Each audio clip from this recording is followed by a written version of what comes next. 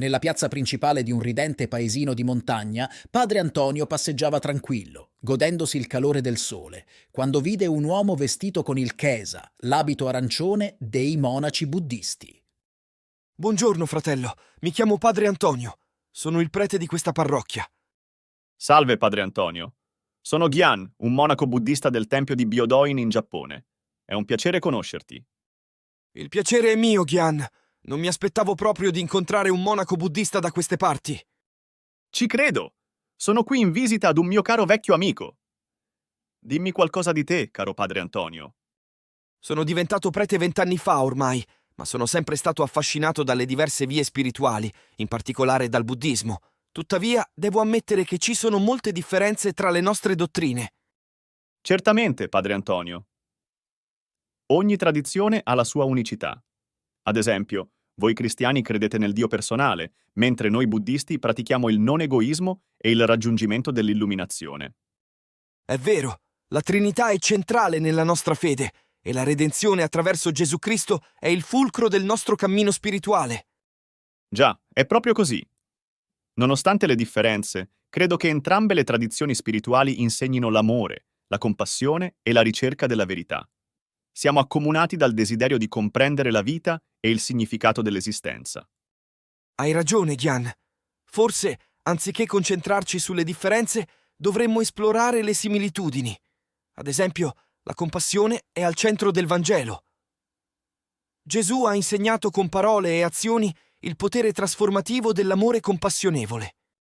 Mi piace l'idea di esplorare le similitudini, padre Antonio.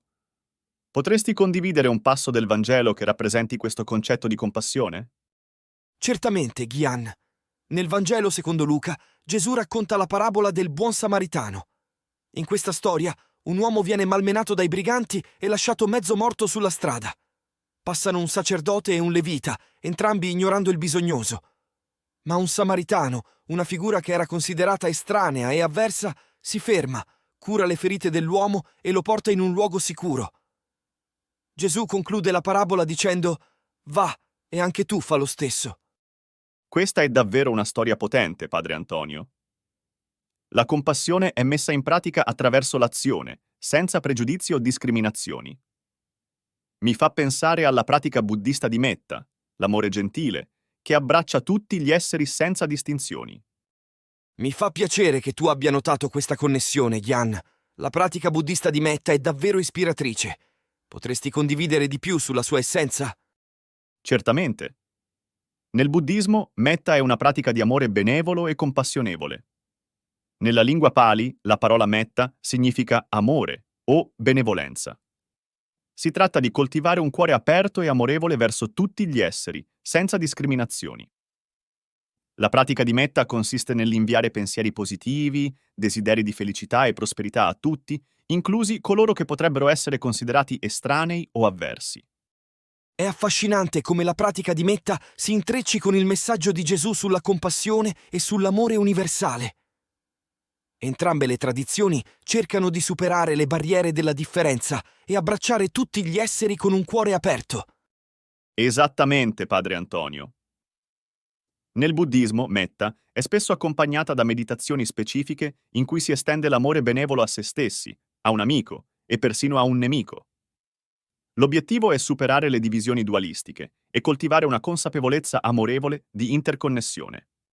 Questo risuona profondamente con la visione cristiana dell'amore verso il prossimo, inclusi gli estranei e persino coloro che potrebbero essere considerati nemici. Gesù ha incoraggiato i suoi seguaci ad amare i loro nemici e a pregare per coloro che li perseguitano. Sì, padre Antonio. Nella pratica di metta si riconosce che il vero amore non conosce confini o restrizioni.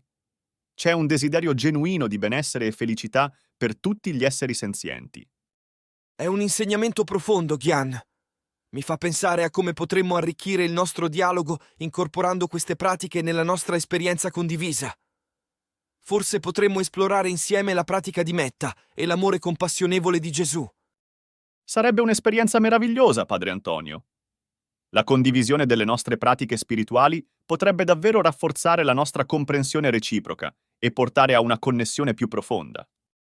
Che ne dici di provare a creare uno spazio religioso dove cristiani e buddisti possano condividere le rispettive pratiche spirituali? Per esempio, l'ascolto del Vangelo con la meditazione zen. Sarebbe un onore, padre Antonio. Un'iniziativa molto interessante, che mette in luce la volontà di abbracciare l'altro e di imparare reciprocamente. In fondo, la vera saggezza risiede proprio nella bellezza della diversità e nell'unità che possiamo costruire insieme. Il prete cristiano e il monaco buddista continuarono il loro dialogo, progettando diversi spazi di condivisione fra cristianesimo e buddismo.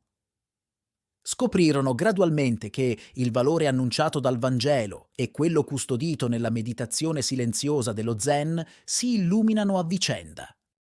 In Italia esiste già un'esperienza religiosa di questo tipo, costituita dall'associazione Vangelo e Zen, fondata da padre Luciano Mazzocchi e Giso Forzani. Vi lascio il link in descrizione del video in cui ne parlo. Se questo racconto vi è piaciuto, lasciatemi un like e non dimenticate di iscrivervi al canale per non perdere i prossimi video. Alla prossima!